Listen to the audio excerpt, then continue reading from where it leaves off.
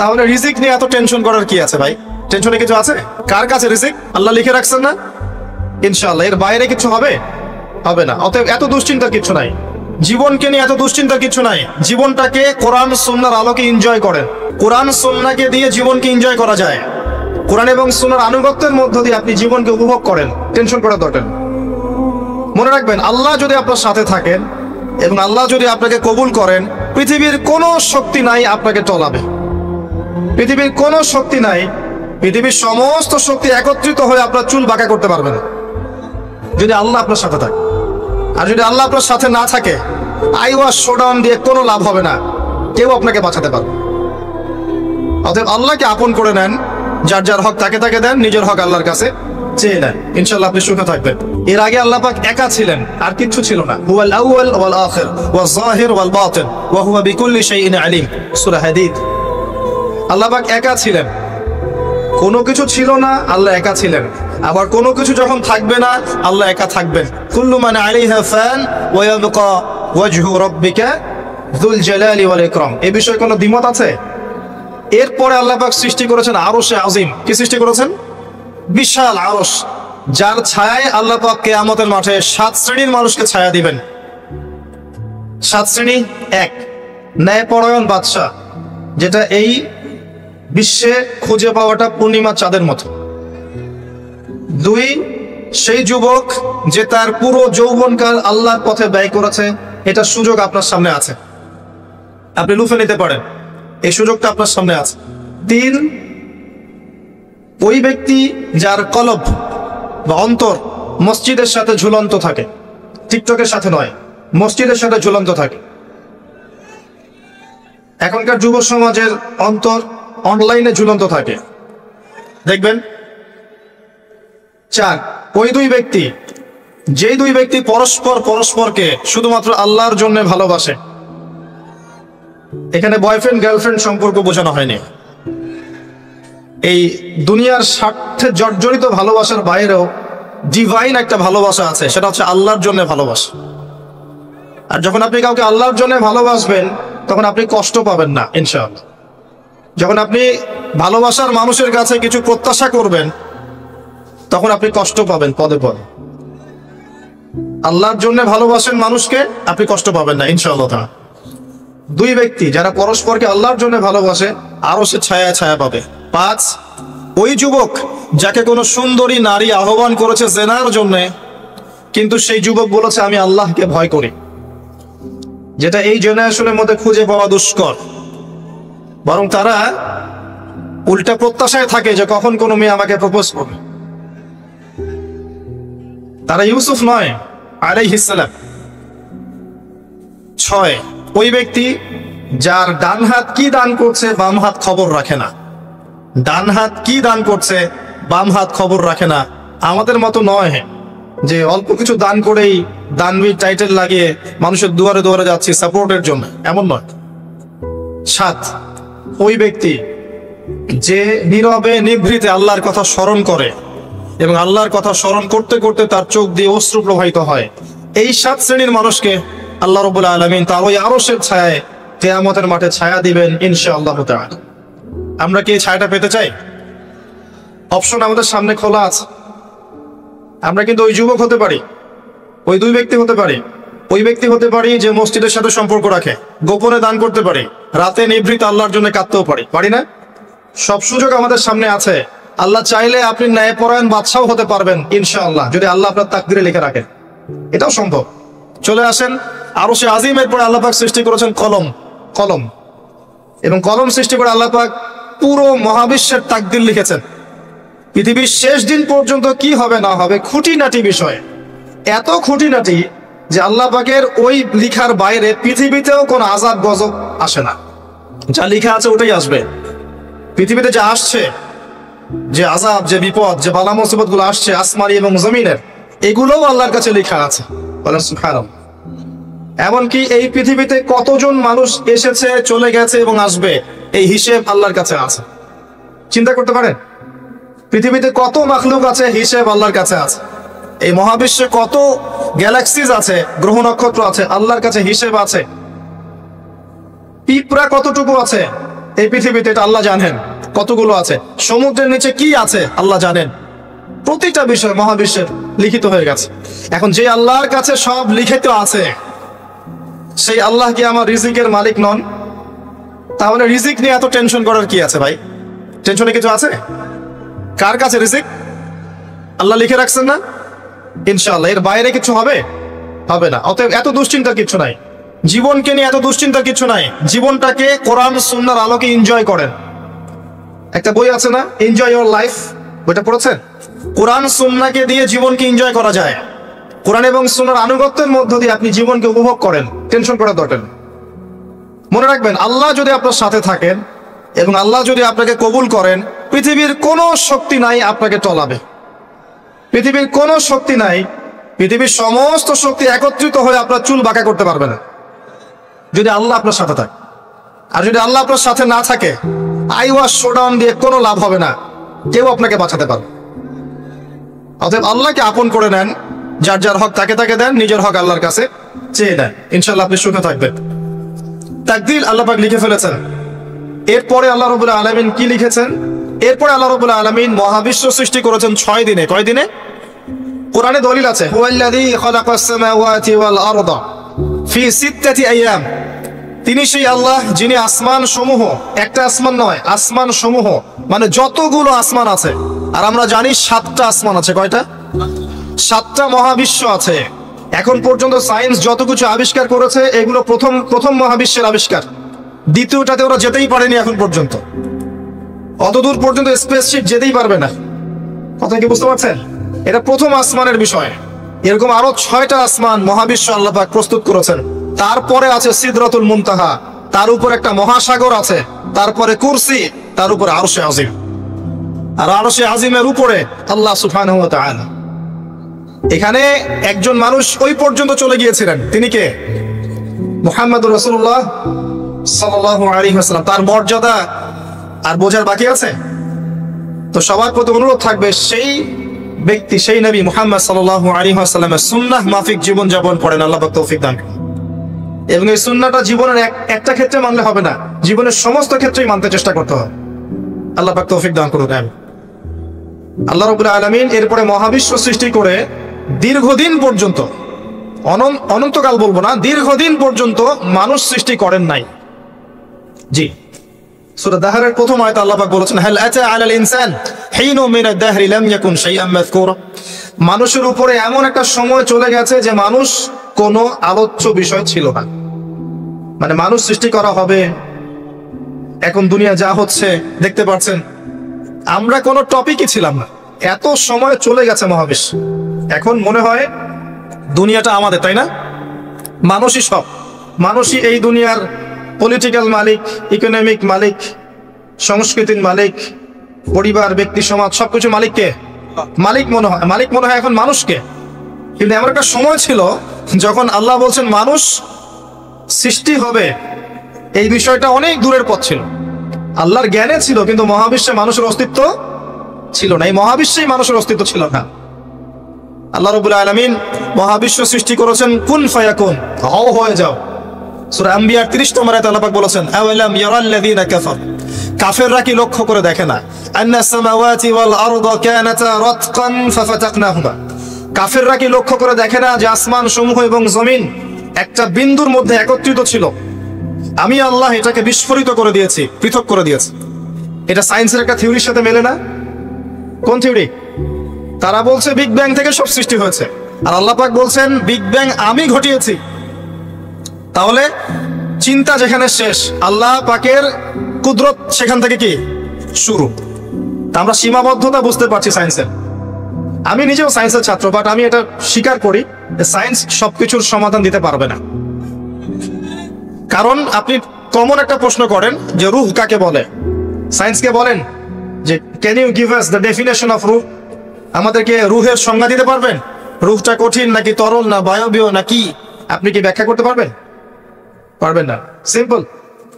জিন জাতির ব্যাখ্যা দেন, ফেরেশতার ব্যাখ্যা দেন, কবরের আযাবের ব্যাখ্যা দেন, জান্নাত জাহান্নাম, হুর পরীর ব্যাখ্যা দেন। হুর পরী না, হুরুন আইন, ভুল হয়েছে, হুরুন আইন। মিজান, পুলসিরাত, এগুলোর ব্যাখ্যা দিতে পারবে? আমাদের আত্মাটারই তো ব্যাখ্যা দিতে পারছে না। ঘুম স্বপ্নের ব্যাখ্যা দিতে পারবে? ঘুমন্ত অবস্থায় মানুষ হাসছে এবং কাঁদছে, কি জন্যে ব্যাখ্যা দিতে পারবে? স্বপ্ন দেখছে, কোত্থেকে স্বপ্ন আসছে, আর স্বপ্ন মাঝে মাঝে সত্য কেমন করে হচ্ছে, এর ব্যাখ্যা দিতে পারবে? স্বপ্ন সত্যি হয় না? শেষ জামানায় মুমিনদের স্বপ্ন বেশি বেশি সত্য হবে এমনও এসেছে হাদিসে। আখিরুজ জামানে মুমিনদের স্বপ্ন সত্যি হবে। নবী সাল্লাল্লাহু আলাইহি ওয়াসাল্লাম নবুয়তের আগে এমন স্বপ্ন দেখতেন সকালবেলা সত্য হয়ে যেত। নবুয়তের একটা অংশ স্বপ্ন, 36 ভাগের 1 ভাগ সত্য স্বপ্ন। যাই হোক, আমরা টপিকে চলে আসি। আল্লাহ রাব্বুল আলামিন বিগ ব্যাং দিয়ে মহাবিশ্ব সৃষ্টি করার পর সুদীর্ঘকাল পর্যন্ত মানুষকে সৃষ্টি করেন নাই।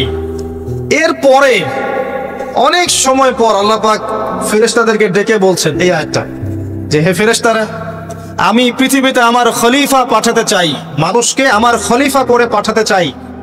খলিফা কি জিনিস? যিনি কাপড় সেলাই করেন তিনি খলিফা? খলিফা কি জিনিস?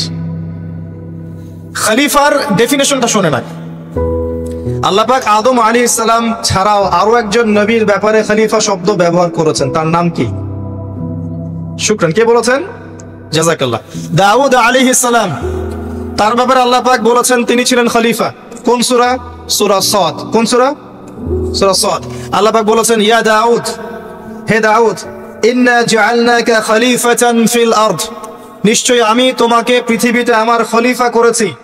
সুলাইমান আলাইহিস সালামের সময় এত উন্নত সভ্যতা ছিল যেটা আর কখনো আসবে না, এবং তাকে এত ক্ষমতা দেওয়া হয়েছিল আল্লাহর পক্ষ থেকে, যার কথা নবী সাল্লাল্লাহু আলাইহি ওয়াসাল্লাম স্মরণ করে বলেছিলেন যে একটা জিন আমাকে সালাতের মধ্যে ডিস্টার্ব দিচ্ছিল, আমি ভাবলাম জিনটাকে ধরে বেঁধে রাখবো। এটা আমাদের নবীজি বলছেন, একটা জিন আমাকে নামাজে ডিস্টার্ব করছিল, আমি ভাবলাম জিনটাকে ধরে খুঁটির সাথে বেঁধে রাখি।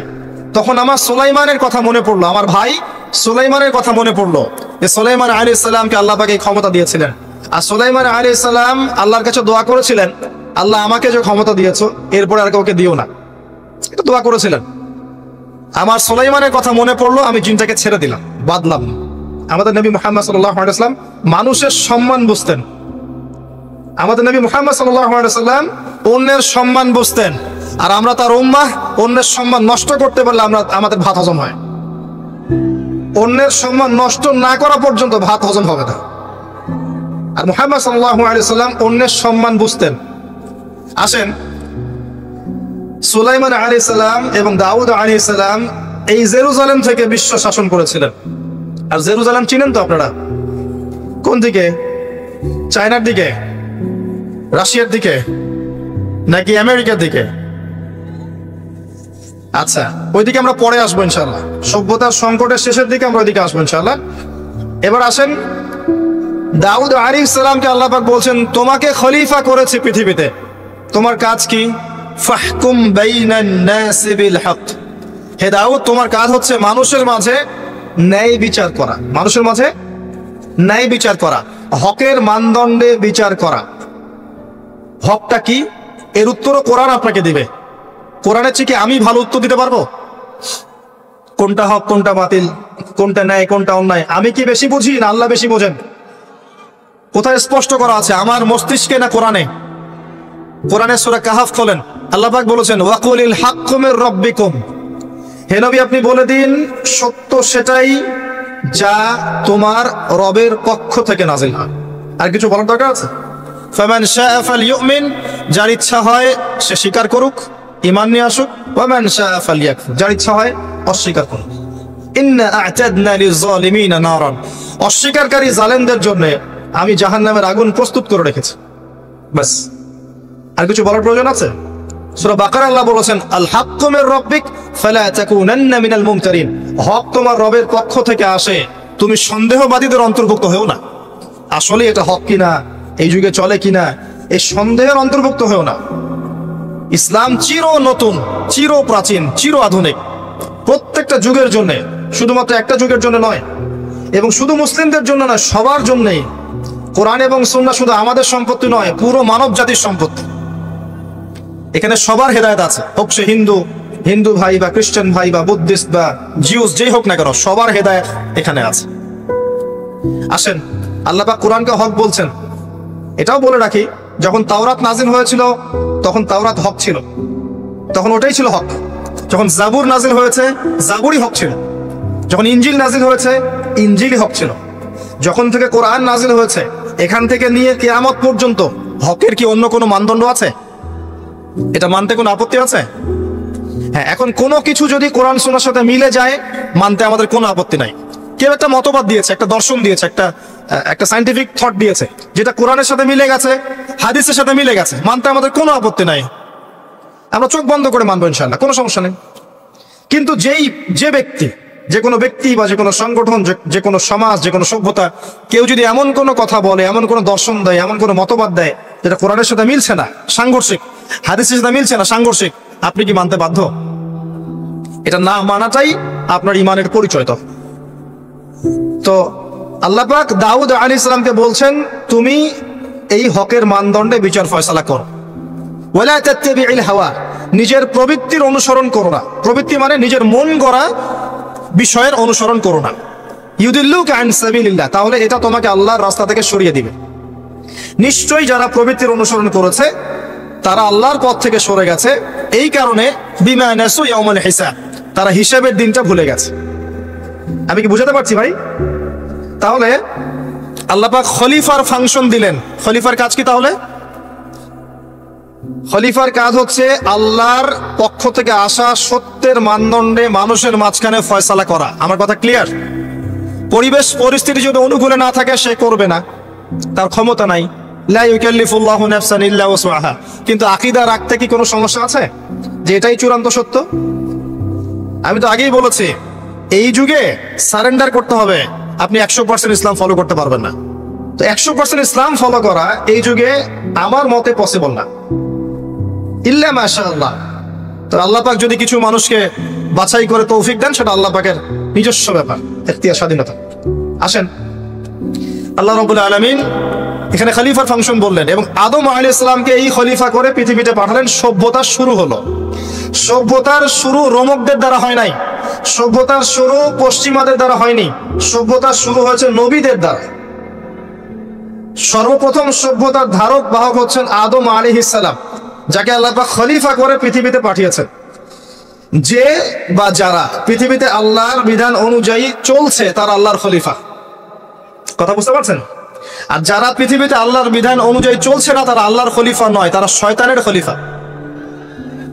এবার আসেন, আদম আলাইহিস সালামকে সৃষ্টি করার পরেই কি পৃথিবীতে পাঠানো হয়েছে? না, আগে কি করা হয়েছে? আগে জ্ঞান শিক্ষা দেওয়া হয়েছে। শুরু থেকেই জ্ঞান আছে, আর এই জ্ঞান সৃষ্টিগতভাবে আমাদের মধ্যে ছিল না, আল্লাহ পাক শিখিয়েছেন। তাহলে সভ্যতা এগিয়ে যাবে কিভাবে? জ্ঞান চর্চার মধ্য দিয়ে। বুঝতে পারছেন? আগে জ্ঞান। এখনো যদি আপনি একটা সুন্দর সভ্যতা চান, জ্ঞান চর্চা, এছাড়া কোনো অপশন নাই। জ্ঞান এর চর্চা, প্রসার, প্রচার, সভ্যতা, সমাজ সুন্দর হবে ইনশাআল্লাহ। এরপর কি হলো? সভ্যতা এগিয়ে গেল কিভাবে? তার বুকের হাড় থেকে হাওয়া আলাইহিস সালাম, এই যে সভ্যতার একটা অংশ, মহিলাদেরকে ছাড়া কি আপনি সমাজ চিন্তা করতে পারবেন? তারা আমাদের মধ্য থেকেই সৃষ্টি এবং বাঁকা হাড় থেকে। জোরে চাপ দিতে যায় না, ভেঙে যাবে। জোরে চাপ দিতে যায় না, ভেঙে যাবে। বাস্তব অভিজ্ঞতা থেকেই বলছি। আর ছেড়ে দিলে আবার ওইভাবেই থেকে যাবে। এই জন্য উত্তম নসিহতের মধ্য দিয়ে একটু মানায় টানায় চলতে হবে আর কি। দুনিয়ার জীবন সবকিছু 100% মনের মতো হবে না, একটু মানায় নিয়ে চলতে হবে। কারণ আমি নিজেও সাহাবী নই, দেখবেন আমার স্ত্রীও মহিলা সাহাবী নন, আপনিও সাহাবী নন, আপনার স্ত্রীও মহিলা সাহাবী নন। তাই ওই হিসাব কিতাব করে লাভ নাই। আমরা সবাই অপরাধী, সবার মাঝে ল্যাকিংস আছে। এই জন্য সবার উচিত সবার ভুলগুলোকে ক্ষমা করে দুনিয়ার জীবনটা হৃদ্যতা, ভালোবাসার সাথে কাটানো। তাহলে পরিবার ঠিক থাকবে ইনশাআল্লাহ। এরপরে কি? পরীক্ষা। কিসের পরীক্ষা? এই গাছের কাছে যেও না। কোন গাছ? এই প্রশ্নের দরকার নাই তো আমার। কোন গাছ? যে গাছই হোক, এই গাছের কাছে যেও না। তার আগে আল্লাহ পাক বলে দিলেন আদম আসো। ফেরেশতাদেরকে ডাকলেন, আদম তুমি এই নামগুলো বলে দাও। তিনি সব নাম বলে দিলেন। ফেরেশতাদেরকে আগে জিজ্ঞাসা করেছিলেন তোমরা বলে দাও, তারা বলেছে লা ইলমা লানা ইল্লা মা আল্লামতানা। এখানে জ্ঞানের মধ্য দিয়ে আল্লাহ পাক আদম আলাইহিস সালামকে সম্মানিত করলেন। জ্ঞান, সম্মান, নবী, সভ্যতার সূচক। আমার কথা কি বুঝতে পারছেন? এরপরে ইবলিস, সবাই সিজদা করলো। আদম জ্ঞানে জয়ী হয়েছে, তোমরা সবাই তাকে সিজদা করো। আল্লাহ পাক আদম আলাইহিস সালামকে বড় করলেন, কারণ তিনি তাকে ভালোবাসেন। আল্লাহ পাক আমাদেরকে ভালোবাসেন, বাসেন না? আল্লাহ পাক আমাদেরকে প্রচন্ড ভালোবাসেন, আর আপনি যাকে ভালোবাসবেন তাকে বড় করতে চাইবেন না? আল্লাহ পাক আদম আলাইহিস সালামকে উঁচু করলেন, তোমরা আদমকে সিজদা করো। ওয়াইজ কুলনা লিল মালাইকাতি ইসজুদু লিআদম ফাসজাদু, সবাই সিজদা করলো ইল্লা ইবলিস। ইবলিস কেন সিজদা করলো না? কিয়াস করলো, খলাকতানি মিন নার ওয়া খলাকতাহু মিন তিন, আমাকে সৃষ্টি করেছেন আগুন দিয়ে, তাকে সৃষ্টি করেছেন মাটি দিয়ে, আমি কেন তাকে সিজদা করতে যাব? রিমেম্বার, লিসেন টু মি, ইবলিসের জ্ঞান ছিল, ইবলিসের আমল ছিল। আই রিপিট, ইবলিসের জ্ঞান ছিল, ইবলিসের আমল ছিল, ইবলিসের মাঝে বিনয় ছিল না, অহংকার ছিল। ইবলিস ধ্বংস হয়ে গেছে। যদি আমাদের জ্ঞান, আমাদের ডিগ্রি, আমাদের সার্টিফিকেট আমাদেরকে অহংকারী বানায়, আমরা ইবলিসের কাতারভুক্ত হয়ে যাব, নাউযুবিল্লাহ। ঠিক আছে, এবার ইবলিসকে বের করে দেওয়া হলো, চিরস্থায়ী জাহান্নামী অভিশপ্ত করা হলো। আদম এবং হাওয়া আলাইহিস সালাম জান্নাতে রাখা হলো। গাছের কাছে যেও না, তারা চলে গেলেন। কিভাবে চলে গেলেন? এখানে আসেন। ইবলিস এসে ওয়াসওয়াসা দিয়েছে। কি ওয়াসওয়াসা সেটা শোনেন। এটা একটা ভালো প্রশ্ন। কোন ওয়াসওয়াসায় পড়ে তারা এই কাজটা করে ফেললেন? এটা সূরা তহার মধ্যে আছে। কোন সূরা? তহা। এখানে আল্লাহ পাক বলেছেন, ইবলিস এসে বলেছিল যে তোমরা যদি ওই গাছের কাছে যাও এবং এর ফল খাও, তাহলে তোমরা চিরস্থায়িত্ব লাভ করবে। চিরস্থায়িত্ব, অমর হয়ে যাবে, অমর। কথা বুঝতে পারছেন? অমরত্ব। এই অমরত্বের টোপ দিয়ে ইবলিস এভাবে ওয়াসওয়াসা দিয়েছে আমাদের পিতাকে, আমাদের মাকে। এর ফলশ্রুতিতে আল্লাহ রাব্বুল আলামিন আমাদেরকে নামিয়ে দিয়েছেন পৃথিবীতে। আল্লাহ পাক নামিয়ে দেওয়ার সময় আদম এবং হাওয়া আলাইহিস সালাম তাদেরকে ক্ষমা করে দিয়েছেন, কিন্তু একটা সময় দিয়েছেন, এখন আর জান্নাতে থাকা হবে না, পৃথিবীতে চলে যাও, এখানেও চিরস্থায়ী জীবন পাবে না, নির্দিষ্ট সময় থাকবে। এর মধ্যে আমি তোমাদের রিজিক দিব, তোমাদেরকে আমি খাবার দিব, বাসস্থান দিব, সবকিছু দিব, স্ত্রী সন্তান যা যা লাগে মৌলিক চাহিদা সব দিব। তখন যদি তোমরা আমার হেদায়েতকে মেনে চলো, আবার জান্নাতে ফিরে আসবে। যদি না মানো, ইবলিসের সাথে জাহান্নাম। কথা ক্লিয়ার? সহজ সরল জীবন দর্শন, দ্য ফিলোসফি অফ লাইফ। এত দর্শন শেখার দরকার নাই। আমরা দর্শনের বই পড়তে পড়তে মাথা খারাপ হয়ে গেছে। পশ্চিমা দর্শন, জৈন দর্শন, চারবাক দর্শন, ইউরোপিয়ান দর্শন, আধুনিক দর্শন পড়তে পড়তে অবস্থা খারাপ। মার্কসীয় দর্শন। সুবহানাল্লাহ, একটা সহজ সরল জীবন দর্শন আল্লাহ দিয়েছেন। সূরা বাকারার আয়াত নাম্বার 38 এবং 39, দুইটা আয়াত। কি দর্শন? আল্লাহ বলছেন, কুল নাহবিতু মিনহা জামিআ, আমি আল্লাহ বললাম তোমরা সবাই নেমে যাও। কারা কারা সবাই? আদম, হাওয়া, ইবলিস, তোমরা নেমে যাও পৃথিবীতে। ফাইম্মা ইয়াতিয়ান্নাকুম মিন্নি হুদান, তোমাদের কাছে আমার পক্ষ থেকে হেদায়েত আসবে। কি আসবে? এই যে তাওরাত, জাবুর, ইনজিল, কোরআন, আল্লাহর বাণী, ওহী, এগুলো আসবে, রাসূল আসবেন। ফামান তাবিআ হুদায়া ফালা খাউফুন আলাইহিম ওয়ালা হুম ইয়াহজান, যে বা যারাই আমার এই হেদায়েতকে মেনে চলবে তাদের বিন্দু মাত্র ভয় নাই, কোনো টেনশন নাই, কোনো ভাবনা নাই, ইনশাআল্লাহ আবার জান্নাতে ফিরে আসবে ইনশাআল্লাহ। সুসংবাদ।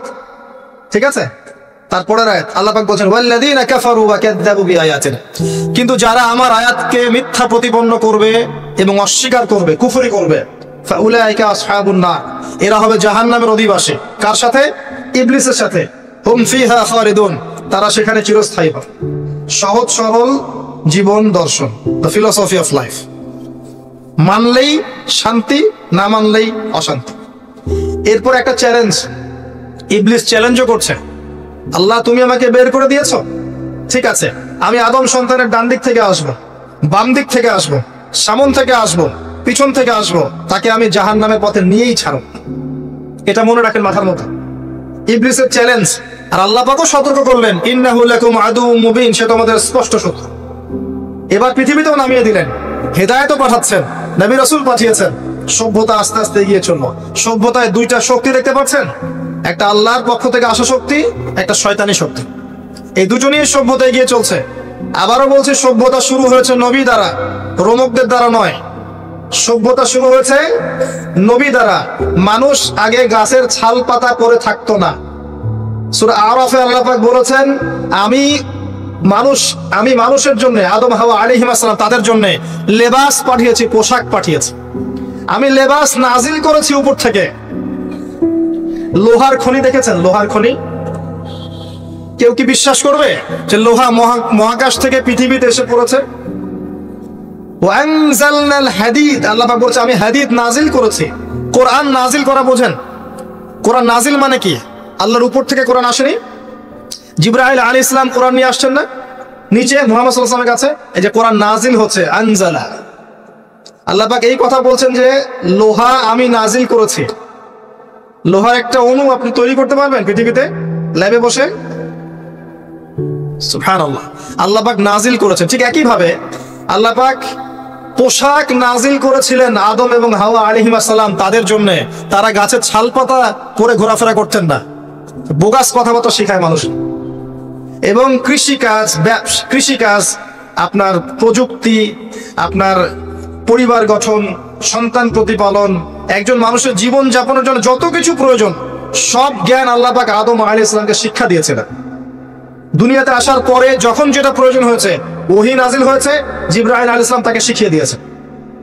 মানুষ গুহার মধ্যে ছবি এঁকে থাকতো, আর এরা বলছে আদম আলাইহিস সালাম বানর থেকে হয়েছেন। নাউযুবিল্লাহ, সুবহানাল্লাহ। এটা যারা বিশ্বাস করে তারা সরাসরি কোরআনের সাথে কুফরি করছে, স্পষ্ট কাফের। আদম আলাইহিস সালাম আল্লাহ পাক তাকে হাত দিয়ে সৃষ্টি করেছেন, নিজের হাতে সৃষ্টি করেছেন। তিনি বানর থেকে মানুষ হননি। হ্যাঁ, যারা এই মতবাদটা দিয়েছে ওরা বানর থেকে মানুষ হতে পারে, আমরা হই না। বরং সূরা বাকারায় আপনি উল্টা চিত্র দেখতে পারবেন। সূরা বাকারায় দেখবেন, পড়তে দেখবেন একটা জায়গায় আছে যে শনিবারের সীমা লঙ্ঘন করার জন্য কিছু মানুষকে, বনু ইসরাইলের কিছু মানুষকে আল্লাহ পাক মানুষ থেকে বানর বানিয়ে দিয়েছে। আছে না দলিল? তাহলে এটার প্রমাণ পাওয়া যাচ্ছে। সুবহানাল্লাহ। আসেন, সভ্যতা এগিয়ে চললো। সভ্যতা দুটো শক্তি, আল্লাহর বিধান, আল্লাহ নাজিলকৃত পবিত্র তাওহীদ, এবং অপর সাইডে আছে শয়তানের শিরক। কথা কি বুঝতে পারছেন? দিন দিন এগিয়ে চলতে লাগলো। প্রথম কি ক্রাইমটা হলো পৃথিবীতে? সভ্যতার প্রথম ক্রাইম হয়েছে হাবিল কাবিল। কে কাকে হত্যা করেছে? কাবিল হাবিলকে হত্যা করেছে। কি কারণে? ঈর্ষা।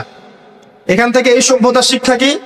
শিক্ষা হচ্ছে এটাই, আজকের দিনেও যদি আমরা হাবিল আর কাবিলের মতো, এই কাবিল যেমন করে ঈর্ষা পরায়ণ হয়ে হাবিলকে হত্যা করেছে, এই ঈর্ষা ত্যাগ না করতে পারি, তাহলে এই উম্মার তাকদীরে খারাপই আছে। কথা কি বোঝা যায়? আমরা এখন পর্যন্ত সেই কাবিলের সুন্নত ত্যাগ করতে পারি নাই। ভিতরটা হিংসা দিয়ে ভর্তি, জর্জরিত। এগুলো যদি খুলে আল্লাহ পাক দেখাতে পারতেন জনগণের সামনে, লজ্জায়, দুর্গন্ধে, ধিক্কার জানাতে আপনি আমার লেকচারও শুনতে আসতেন না। হ্যাঁ, যদি আমার কলিজাটাকে খুলে আল্লাহ পাক দেখাতেন যে দেখো এর কলিজার মধ্যে কি পরিমাণ হিংসা আছে, ঈর্ষা আছে, দুনিয়ার লোভ আছে, লালসা আছে, পরশ্রী কাতরতা আছে, দুর্গন্ধে আপনি আমার লেকচার শুনতে আসতেন না। জি, এটা সৌভাগ্য যে আমাদের ভিতরটা আল্লাহ পাক দেখান না।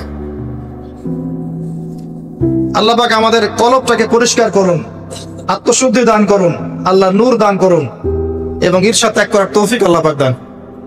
এবার আসেন, সভ্যতা এগিয়ে চলছে। লেকচারটা একটু লম্বা হতে পারে, একটু ধৈর্য ধরেন। সভ্যতা এগিয়ে চলছে। আদম আলাইহিস সালামের যুগে কোনো পাপাচার খুব একটা দেখা যাচ্ছে না, শুধু এই পাপাচার ছাড়া। এর পরের জেনারেশনে গিয়ে দেখছি নূহ আলাইহিস সালামের কওম। কার কওম? নূহ আলাইহিস সালাম। 5 জন বড় বড় নবীর একজন। 5 জন বড় বড় নবীর নাম নূহ আলাইহিস সালাম, ইব্রাহিম, মূসা, ঈসা, মুহাম্মদ সাল্লাল্লাহু আলাইহি ওয়াসাল্লাম। আমি কিন্তু শেষে প্রশ্ন করব, উত্তর দিতে হবে, ঠিক আছে? ইনশাআল্লাহ। সঠিক উত্তর দিতে পারলে পুরস্কার, না পারলে যে পারবে তাকে আপনি হাদিয়া দিবেন। আপনার পকেট থেকে হাদিয়া নিয়ে তাকে দেওয়া হবে ইনশাআল্লাহ। তো নূহ আলাইহিস সালামের যুগে কি শিরক, প্রথম শিরকের পাপ মানুষ দেখলো। ইয়াগুস, ইয়াউক, নাসর, এরকম কিছু মূর্তি ছিল। এই মূর্তিগুলো তার উপাসনা করা শুরু করলো। বাই দ্য ওয়ে, এই মূর্তিগুলো কিন্তু তারা হাতে তৈরি করে নাই। আমার কথাটা ভালো করে বোঝেন। এই মূর্তিটা তারা আসলে অটোমেটিকলি হাতে তৈরি করে নাই। এই মূর্তিটা তৈরি করার পিছনে শয়তান তাদেরকে ওয়াসওয়াসা দিয়েছিল। কি ওয়াসওয়াসা দিয়েছিল? এই ব্যক্তিরা ছিল আগের সময়কার বুজুর্গ ব্যক্তি। বুজুর্গ ব্যক্তি বোঝেন? পরেশগার বুজুর্গ ব্যক্তি। তো শয়তান এদেরকে বুঝিয়েছিল, যদি তোমরা বুজুর্গ ব্যক্তিদের, আল্লাহওয়ালা মানুষদের মূর্তি তৈরি করে মসজিদের বাইরে রাখো, তাদেরকে দেখলে তোমাদের ইবাদতে মনোযোগ বাড়বে। শয়তান এই ওয়াসওয়াসা দিয়েছে। ওই জেনারেশন তাই করলো। ওই জেনারেশন যখন চলে গেল, পরের প্রজন্মকে শয়তান ওয়াসওয়াসা দিল, আরে মসজিদের বাইরে কেন, ভেতরেই রাখলে হয়। তারা ভেতরে নিয়ে আসলো। এই জেনারেশন শেষ হয়ে গেল। তারপরে আরেকটা জেনারেশন আসলো। ওদেরকে শয়তান বুঝালো, সরাসরি এদের কাছে চাইলেই হয়। শিরক শুরু হলো। আপনি কি বুঝতে পারছেন কিভাবে শিরক শুরু হয়েছে বিশ্বে? এবার নূহ আলাইহিস সালাম 950 বছর তার কওমকে দাওয়াত দিলেন, শিরক ছেড়ে দাও, শিরক ছেড়ে দাও। কত বছর? 9টা শতাব্দী, 9.5 শতাব্দী তিনি তার উম্মাহকে দাওয়াত দিলেন, শিরক ছেড়ে দাও। তার স্ত্রী পর্যন্ত তার কথা শুনলো না, তার ছেলেও তার কথা শুনলো না। দাওয়াতটা কেমন ছিল? আমাদের মতো এই যে লাক্সারিয়াস বসে বসে দাওয়াত দেয় এমন নয়। দাওয়াতটা এমন ছিল, নূহ আলাইহিস সালাম নিজেই বলছেন, ইন্নী দাআউতু কওমি লাইলা ওয়া নাহার। আল্লাহ, আমি আমার কওমকে দিন রাত দাওয়াত দিয়েছি, দিন রাত 24 ঘন্টা। ওয়ালাম ইয়াজিদহুম দুআই ইল্লা ফিরারা। আমার দাওয়াত শুনে মানুষ খালি পালিয়েই গেছে, পালিয়েই গেছে। এরকম করে দাওয়াত দিয়েছেন, এমন ভাবে দাওয়াত দিয়েছেন, শেষে সমাজের মানুষ শুনছে না, পরিবারের লোকও কথা শুনছে না। তখন হাত উঁচু করে বলছেন, রব্বি আন্নী মাগলুবুন ফান্তাসির। আল্লাহ, আমি পরাজিত, আমাকে সাহায্য কর। তখন আল্লাহ পাক প্লাবন পাঠালেন, ধ্বংস হয়ে গেল জালেম। আর যারা মুমিন তাদেরকে আল্লাহ পাক উদ্ধার করলেন কিস্তিতে করে। সভ্যতার সংকট বুঝতে পারছেন? সভ্যতার সংকট মানে হচ্ছে শিরক।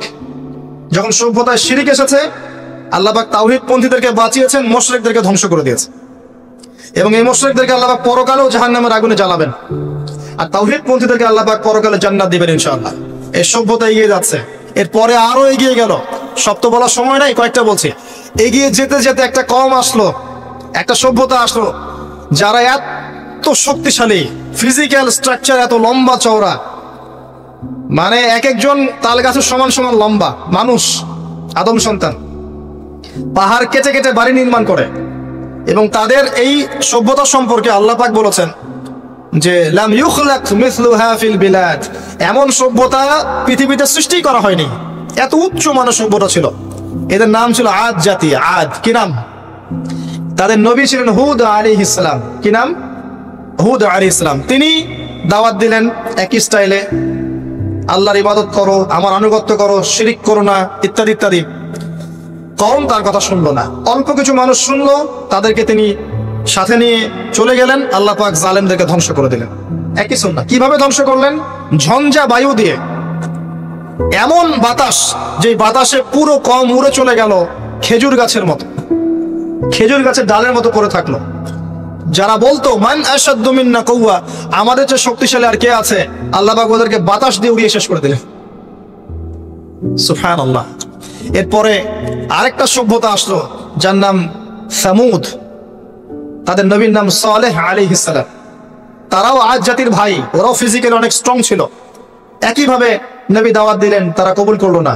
আল্লাহ পাক ওই মুমিনদেরকে উদ্ধার করলেন, বাকিদেরকে বজ্রপাত দিয়ে ধ্বংস করে দিলেন। কি দিয়ে ধ্বংস করলেন? বজ্রপাত। বজ্রপাতের প্রচন্ড শব্দে কর্ণগহ্বর ফেটে গেল, তারা তাদের ঘরের সামনেই পড়ে থাকলো। এটা একটা কওম ছিল, যেই কওমটাকে বলা হয়েছিল যে সময় আছে তোমাদের সামনে, তোমরা চাইলে তওবা করে ফিরে আসতে পারো, অথবা 3 দিন ভোগবিলাস করতে পারো, ধ্বংস আসবে, আযাব আসবে। ওরা বলেছিল বরং আমরা 3 দিন ভোগবিলাস করে নেব। কোন সম্প্রদায়ের সাথে এই আকীদাটা মিলছে? বর্তমান যুগের কোন সভ্যতার সাথে এই আদর্শটা মিলছে? কথা কি বুঝতে পারেন? কারা শিখায় মানুষকে খাও দাও ফুর্তি করো, খাও দাও ফুর্তি করো, কালকের কি চিন্তা, আজকেই বেঁচে নাও? কারা শেখায়? এই যে সালেহ আলাইহিস সালামের কওম এমন ছিল, তওবা করে ফিরে আসো। ওরা বলছে না, 3 দিন সময় আছে, খেয়ে নিয়ে ফুর্তি করে নেব। জেনা, মদ, খাওয়া দাওয়া সব চললো। তৃতীয় দিন সকালবেলা ফজরের সময় বিকট শব্দে ওদের কর্ণগহ্বর আল্লাহ ফাটিয়ে দিলেন, এবং ঘরের সামনে চিৎপটাং হয়ে পড়ে থাকলো। কওম শেষ, ডিস্ট্রয়। এখনো হিজাজ অঞ্চলে তাদের ধ্বংসাবশেষ দেখা যায়, অনলাইনে সার্চ করে দেখেন। সভ্যতা এগিয়ে চললো। আপনি কি সভ্যতার এগিয়ে যাওয়ার মধ্যে মিল পাচ্ছেন? কোন একটা কমন জিনিস পাচ্ছেন? প্রত্যেক সভ্যতা আল্লাহ পাক ওহী নাযিল করেছেন, রাসূল পাঠিয়েছেন, আনুগত্যের দিকে আহ্বান করেছেন। যারা করে নাই ধ্বংস, যারা করেছে সফল। সভ্যতা সংকট। সভ্যতা এগিয়ে যেতে যেতে একটা কওম আসলো, যার নাম হচ্ছে শুআয়ব, কওমে মাদিয়ান। কি নাম? কওমে মাদিয়ান। শুআয়ব আলাইহিস সালামের কওম। শুআয়ব আলাইহিস সালাম একজন নবী ছিলেন, যিনি তার মেয়েকে মূসা আলাইহিস সালামের সাথে বিয়ে দিয়েছিলেন। ওদিকে আমরা আসছি ইনশাআল্লাহ। শুআয়ব আলাইহিস সালামের কওমের অপরাধ ছিল, এরা মাপে কম দিত এবং ডাকাতি করত। কি করত? ডাকাতি। আমরাও কিন্তু কম করি না ডাকাতি। এখন আমরা নেক্সট সুরতেও ডাকাতি করি, বৎসুরতেও ডাকাতি করি, করি না? অনেকে তো কোটটাই পরে ডাকাতি করে, কোটটাই পরে বড় বড় মাপের ডাকাতি করে। কারণ আপনি কোটটাই বললে তো ধরতে পারবেন না কলার, কিছু বলতে পারবেন না। সব ক্ষেত্রে এগুলো চলছে। স্যুট বুট পরে বসে থাকবো সুদী ব্যাংকে, মানুষের রক্ত চুষে খাচ্ছে। অনেক সময় দেখা যায় দিনের লেবাস পরেও আমরা জনগণের টাকা পয়সা লুটে খাই। হ্যাঁ, তো ওই যে ডাকাতি করতো শুআয়ব আলাইহিস সালামের কওম, এবং তার মাপে কম দিত। রমজান মাসে একটা অনুরোধ করবো, আল্লাহর ওয়াস্তে কৃত্রিম সংকট তৈরি করে মানুষকে কষ্ট দিয়েন না, বরং এই মাসে আপনি দাম আরো কমিয়ে দেন, আল্লাহ আপনার রিজিকে বারাকা দিবেন। সব মানুষকে খাওয়ান, বেশি বেশি ইফতার করান, বেশি বেশি ইফতার করান, সমাজ কল্যাণমূলক কাজ করেন, আল্লাহ রহম করবেন। সব আল্লাহর ওয়াস্তে এই মাসটাকে কোটিপতি হওয়ার সুযোগ মনে করেন না, এটা আপনার ক্ষমা পাওয়ার মাস। আল্লাহ পাক বোঝার তৌফিক দান করুন তাদেরকে। তারপরেও কিছু মানুষ থাকবে লাহুম কুলুবুন লা ইয়াফকাহুনা বিহা, যাদের কলব আছে উপলব্ধি করে না, ওয়া লাহুম আযানুন লা ইয়াসমাউনা বিহা ওয়া লাহুম আ'য়ুনুন লা ইবসিরুনা বিহা, কান আছে শোনে না, চোখ আছে দেখবে না। উলাইকা কাল আনআম, এরাই জন্তু জানোয়ারের মতো। বাল হুম আদাল, বরং তার চেয়েও এরা নিকৃষ্ট। বাল হুম আদাল, বরং তার চাইতেও নিকৃষ্ট। উলাইকা হুমুল গাফিলুন, এরা গাফিল সম্প্রদায়। আসেন, মাপে কম দেওয়া, ডাকাতি করার কারণে আল্লাহ পাক কি করলেন? আল্লাহ পাক এই মাদিয়ান জাতি ইতিহাসে প্রথমবার, সভ্যতায় প্রথমবার এই মাদিয়ান জাতিকে আল্লাহ পাক ভূমিকম্প দিয়ে ধ্বংস করেছে। ভূমিকম্প দিয়ে আল্লাহ পাক ধ্বংস করেছেন ওয়ার্ল্ড হিস্ট্রিতে প্রথম এই মাদিয়ান কওমকে। আর এই ভূমিকম্প আখিরুজ জামানেও আসবে, বড় বড় তিনটা, একটা পূর্ব দিকে, একটা পশ্চিমে, আর একটা বিশ্বের মাঝখানে। অপেক্ষা করতে থাকেন এবং প্রস্তুতি গ্রহণ করতে থাকেন, সামনে আসবে ইনশাআল্লাহ আযজা ওয়া জাল। কারো ঠেকানোর ক্ষমতা নাই, বিকজ এটা হাদিসে লেখা আছে, কিছু করার নাই। একটা কাজই করার আছে, পরকালের ফিকির করা আর মৃত্যুর প্রস্তুতি গ্রহণ করা। আসেন, এরপর কি হলো? সভ্যতা এগিয়ে চললো, নবী মূসা আলাইহিস সালামের কওম আসলো। বনু ইসরাঈলের ঘটনা আপনারা জানেন। এর আগে একটা স্কিপ করে গেছে, ওইদিকে আসছি। এর আগে ইব্রাহিম আলাইহিস সালাম ছিলেন, মনে আছে? ওই যে নমরুদ, ইব্রাহিম আলাইহিস সালাম বাবা তার আহ্বানে সাড়া দিচ্ছে না, বাড়ির থেকে চলে গেলেন। স্ত্রী সারা কিনে চলে গেলেন প্যালেস্টাইন, সেখানে থাকা শুরু করলেন। পরে হাজারা আলাইহিস সালামকে বিয়ে করলেন, সেখান থেকে আবার মক্কা, সেখানে সন্তানকে জবাই করার ফিতনা, পরীক্ষা, সফল হলেন, প্রত্যেকটা ক্ষেত্রে সফল হলেন। আল্লাহ রাব্বুল আলামিন তাকে বলেছেন যে ইব্রাহিম একাই একটা উম্মাহ। আল্লাহ পাক তাকে অগ্নি পরীক্ষা নিলেন, অগ্নি পরীক্ষাতেও তিনি পাশ করলেন। নমরুদকে আল্লাহ পাক ধ্বংস করলেন, ইব্রাহিমকে বিজয় করলেন। বলেন সুবহানাল্লাহ। সভ্যতার একই চিত্র। এবার মূসা আলাইহিস সালামের সময় আপনি গিয়ে দেখবেন ফেরাউনকে আল্লাহ পাক দলবল সহ ডুবিয়ে মারলেন। মূসা আলাইহিস সালাম বনী ইসরাঈলকে আল্লাহ পাক উদ্ধার করলেন। একই চিত্র। সভ্যতার সংকট, বুঝতে পারছেন? সভ্যতার সংকটের মধ্যে যখনই আপনি দেখবেন শিরক আছে, আল্লাহর অবাধ্যতা আছে, নবীর আনুগত্য নাই, ধ্বংস। যখনই তাওহীদ আছে, সুন্নত আছে, হালাল আছে, নবীর আনুগত্য আছে, সাফল্য। সভ্যতা আরো এগিয়ে গেল। দেখবেন দাউদ আলাইহিস সালামের যুগ আসলো, তিনি জেরুজালেম থেকে ওয়ার্ল্ড শাসন করা শুরু করলেন। সুলাইমান আলাইহিস সালামের সময় আসলো, তিনি আরো বড় পরিসরে শাসন করা শুরু করলেন। এদিকে ইউসুফ আলাইহিস সালামের সময় এসেছিল, যিনি মিশরে রাজত্ব করেছিলেন। ইয়াকুব আলাইহিস সালামের সময় এসেছিল। ইদ্রিস আলাইহিস সালামের যুগ এসেছিল। যুলকারনাইন তার সময় এসেছিল, যিনি মাশরিক মাগরিব বিজয় করেছিলেন। অনেক যুগ চলে গেল, এমনকি ঈসা ইবনে মারইয়ামের সময় আসলো, তিনিও একই সুন্নাহ পালন করতে লাগলেন। এরপরেও মুহাম্মদ সাল্লাল্লাহু আলাইহি ওয়াসাল্লামের সময় আসলো। এখান থেকে আপনি একটু বোঝা কবুল করতে লাগলো এবং ইসলামের প্রচার প্রসার বাড়তে লাগলো। যত প্রচার বাড়তে লাগলো, কাফের মুশরিকদের নির্যাতন তত বেশি বাড়তে লাগলো। এত নির্যাতন বাড়তে লাগলো, এক পর্যায়ে মক্কা থেকে আবিসিনিয়ায় হিজরত করতে হলো, হাবাশা, ইথিওপিয়ায়। সেখানে বাদশা নাজাশী ছিলেন, তিনি মুসলিমদেরকে আশ্রয় দিলেন, সেখানে মুসলিমরা থাকতে লাগলো। এমনকি নবী সাল্লাল্লাহু আলাইহি ওয়াসাল্লাম তায়েফে গেলেন সাহায্য পাওয়ার আশায়। তায়েফবাসী খারাপ ব্যবহার করলো, তাকে রক্তাক্ত করলো, তিনি আবার মক্কায় ফিরে আসলেন। তিনটা বছর গাছের ছাল পাতা খেয়ে সাহাবায়ে কেরামকে শিয়ারে আবু তালেবে রাত দিন কাটাতে হলো। 3 বছরের বয়কট জীবন। এরপরে একই বছর অল্প কয়েকদিনের ব্যবধানে চাচা আবু তালেব এবং স্ত্রী খাদিজা রাদিয়াল্লাহু আনহা ইন্তেকাল করলেন। নবী সাল্লাল্লাহু আলাইহি ওয়াসাল্লাম বিষণ্ণ হয়ে পড়লেন। আল্লাহ পাক তাকে মেরাজ ঘটালেন, তার সমস্ত বিষণ্ণতা দূর হয়ে গেল। নবী সাল্লাল্লাহু আলাইহি ওয়াসাল্লাম 11তম বর্ষে ইয়াসরিব থেকে আগত 6 জন যুবককে দাওয়াত দিলেন, যাদের নেতা ছিল সাআদ বিন জুরারা রাদিয়াল্লাহু আনহু। এই 6 জন ইয়াসরিব মানে মদিনা থেকে এসেছিল, তার ইসলাম কবুল করে আবার মদিনায় ফেরত গেল। তার পরের বছর তারা আরো 6 জনকে নিয়ে আসলো, 6 যোগ 6 মোট 12 জন। এর পরের বছর মুসআব বিন উমাইর রাদিয়াল্লাহু আনহুর দাওয়াতের ফলে 12 থেকে 75 জন মানুষ মদিনা থেকে এসে ইসলাম কবুল করলো, মদিনায় হিজরতের পটভূমি তৈরি হলো। নবী সাল্লাল্লাহু আলাইহি সাল্লাম তার পরের বছর হিজরত করলেন মদিনায় সাহাবায়ে কেরামকে নিয়ে। এই যে মদিনা, এটাই হলো প্রথম ইসলামিক স্টেট।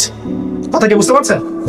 ওই দাউদ এবং সুলাইমান আলাইহিস সালামের পর এবং ইউসুফ আলাইহিস সালামের যুগের পর এই মদিনাই হচ্ছে পরবর্তী ইসলামিক স্টেট।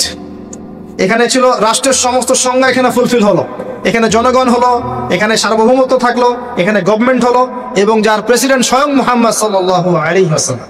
আমার কথা কি বুঝতে পারছেন? আমি একটু দ্রুত নিয়ে যাচ্ছি আপনাদেরকে, সময় শর্ট।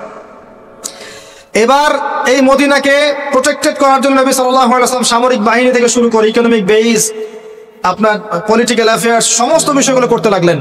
এক পর্যায়ে আবু সুফিয়ানের কাফেলাকে আক্রমণকে কেন্দ্র করে বদরের যুদ্ধ হয়ে গেল, আর এই যুদ্ধে মুসলিমদেরকে আল্লাহ পাক বিজয় দান করলেন। তার পরের বছর উহুদের যুদ্ধ হলো। আমাদের একটা ভুলের কারণে আমরা এই যুদ্ধে সাময়িক বিপর্যয়ের শিকার হলাম। পরাজিত হয়নি, সাময়িক বিপর্যয়ের শিকার হয়েছে। স্বয়ং নবী সাল্লাল্লাহু আলাইহি ওয়াসাল্লামকেও মার খেতে হয়েছে। জি, এবং 70 জন সাহাবী এখানে ইন্তেকাল করেছেন, শাহাদাত বরণ করেছেন, যার মধ্যে হামজা রাদিয়াল্লাহু আনহু ছিলেন। এর পরের বছর 10,000 সৈন্য নিয়ে মুশরিকরা আক্রমণ করলো মদিনা। এখানে 1.5-2 মাস মদিনাকে অবরোধ করে রাখলো। এটা হলো খন্দকের যুদ্ধ, আহজাবের যুদ্ধ। সূরা আহজাব পড়ে দেখেন। এরপর তারা ফিরে চলে গেল।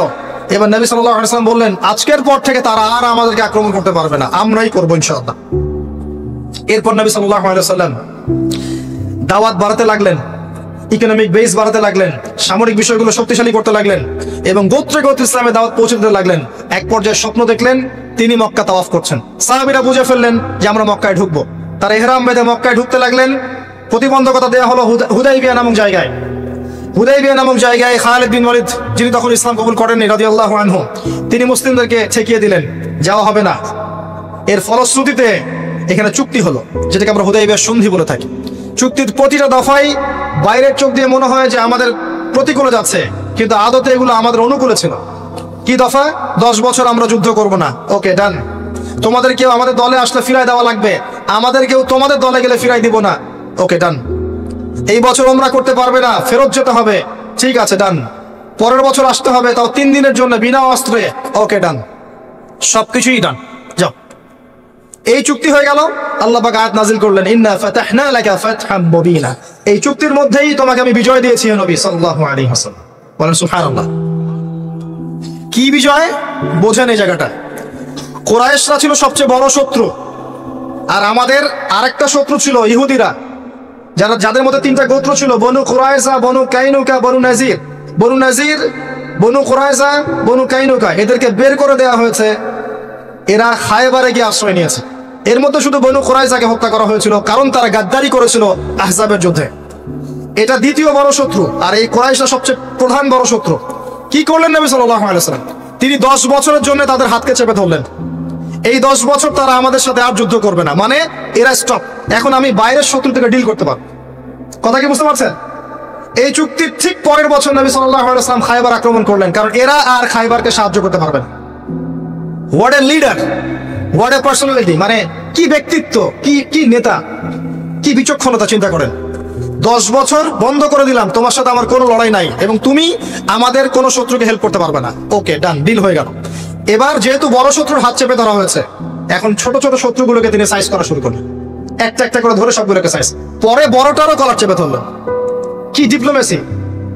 আমরা খালি এখন মিষ্টি খাওয়া সুন্নত জানি, আমরা এখন জিওপলিটিক্যাল ডিপ্লোম্যাটিক সুন্নাত জানি না। জি,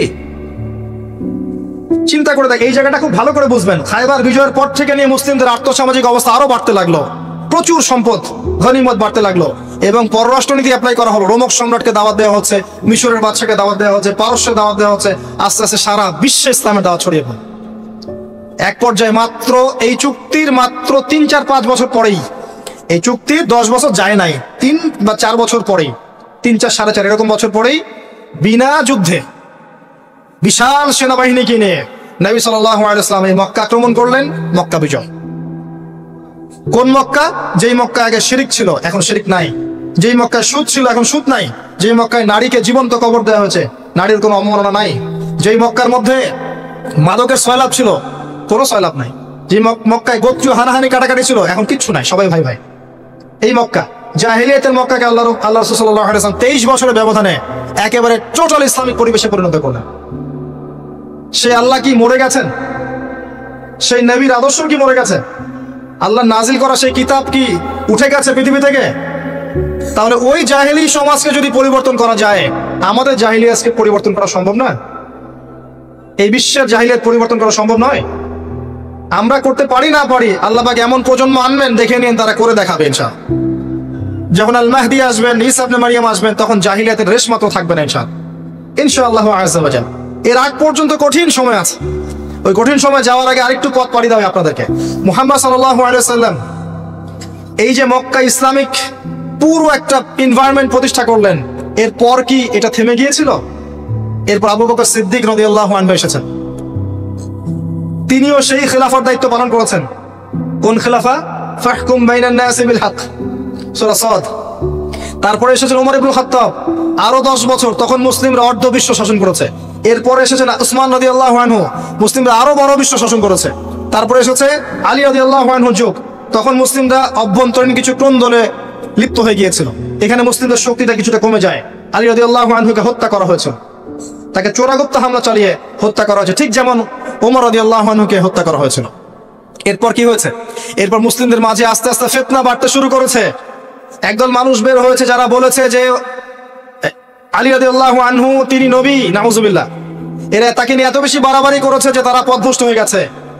আরেকদল লোক বের হয়েছে, এরা বলেছে কবিরা গুনাহগার ব্যক্তি হলেই কাফের, একে হত্যা করা লাগবে, এরা হয়ে গেছে খারেজি। আরেকদল লোক বের হয়েছে, এরা বলে তাকদীর বলতে কিচ্ছু নাই। আরেকদল লোক বের হয়েছে যারা বলে যে মানুষের কর্মের কোনো স্বাধীনতা নাই। আরেকদল বের হয়েছে যুক্তি দিয়ে প্রমাণিত হলেই কোরআন সুন্নাহ মানবো, না হলে মানবো না। এরকম করে শিয়া, খারেজি, মুতাজিলা, মুরজিয়া, জাহমিয়া, জাবারিয়া, কাদারিয়া, কত যে দল বের হয়েছে। আস্তে আস্তে আস্তে আস্তে উম্মাহ বিভক্ত হতে শুরু করেছে। এই সময়ে ইমামগণ আবির্ভূত হয়েছিলেন, মুহাদ্দিসগণ আবির্ভূত হয়েছিলেন, তারা সংস্কারধর্মী কাজ অব্যাহত রেখেছিলেন। এভাবে আস্তে আস্তে মাযহাবগুলো গড়ে উঠেছে, হাদিসের কিতাবগুলো আমরা পেয়েছি, সভ্যতা এগিয়ে গেছে। আগাতে আগাতে এক পর্যায়ে উমাইয়ারা শাসন নিয়েছে। উমাইয়ারা প্রায় 132 বছর এই উম্মাহকে লিড দিয়েছিল। তখন ইসলামী খেলাফার একটা শেল ছিল, একটা শেল, যদিও তারা ভিতর থেকে ফাসেক হয়ে গিয়েছিল, কিন্তু একটা শেল ছিল 132 বছরের মতো। ইসলাম এগিয়ে গেছে, সভ্যতা এগিয়ে গেছে। সভ্যতা রোমকরা দিয়েছে, সভ্যতা মুসলিমরা দিয়েছে, সভ্যতা এগিয়ে গেছে। এরপরে আব্বাসীয় খেলাফত এসেছে, প্রায় 500-550 বছর, 550 বছর তারা পৃথিবী শাসন করেছে। আব্বাসীয়দের সময় মুসলিমদের ভিড় যখন দুর্বল হয়ে যায়, তখন মঙ্গোলিয়ানরা আব্বাসীয়দেরকে আক্রমণ করেছিল এবং 40 দিনের ব্যবধানে 20 লাখ মুসলিমকে হত্যা করেছে। যখনই আল্লাহ পাকের ওই সুন্নাহ, যখনই অমুসলিমরা তো আছেই, মুসলিমরাও যদি আল্লাহর বিধান থেকে সরে গিয়েছে, আল্লাহ পাক ওদেরকেও সরিয়ে দিয়েছেন, নতুন সম্প্রদায় নিয়ে এসেছেন। এটাই সভ্যতার সংকট। আবার কথাটা ভালো করে বোঝেন, অমুসলিমদের কথা বাদ দেন। মুসলিমরা যখন দায়িত্ব পেয়েছে মুহাম্মদ সাল্লাল্লাহু আলাইহি ওয়াসাল্লামের সময় থেকে নিয়ে, তখন মুসলিমরাও যদি আল্লাহ এবং তার রাসূলের অবাধ্যতা করেছে, আল্লাহ পাক মুসলিমদেরকেও সরিয়ে দিয়েছেন, অন্য নতুন প্রজন্মকে নিয়ে এসেছেন। এটা আল্লাহর সুন্নাত, মনে রাখবেন।